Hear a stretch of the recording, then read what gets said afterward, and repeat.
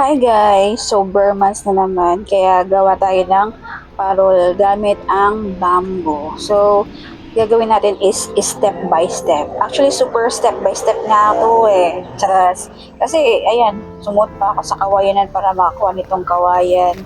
Pero, kidding aside, ayan, umpisa na tayo guys. So, kailangan natin ng manipis na bamboo stick. Nipisan lang natin guys. Ayan. And then, nilinis ko yan siya. And then, gumawa ako pumutol ako ng stick din para sa body parts niya.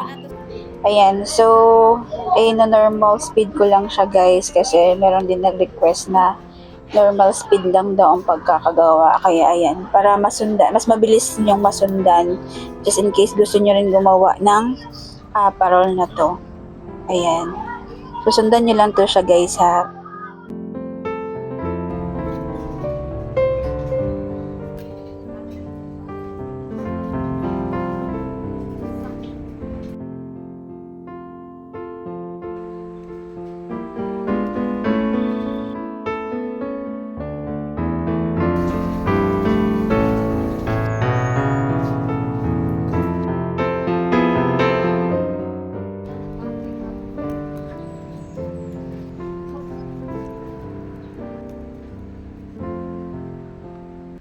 Ayan, so buo na yung star natin. So, magdidisenyo na tayo. So, ang gamit ko dito guys is water cellophane. Ayan, kasi mas maganda ang water cellophane kasi transparent. Medyo transparent siya guys. So, ayan, nilagay ko lang siya dyan. So, kayo guys, kung anong gusto nyong ibalat sa star lantern nyo. Depende kasi sa inyo kung anong disenyo ang gusto nyo. Pero ito yung sa akin. So, ayan. Ipapakita ko lang sa inyo kung paano ko pagawa sa parol ko. So, sundan nyo lang guys kung gusto nyo rin ng ganitong disenyo.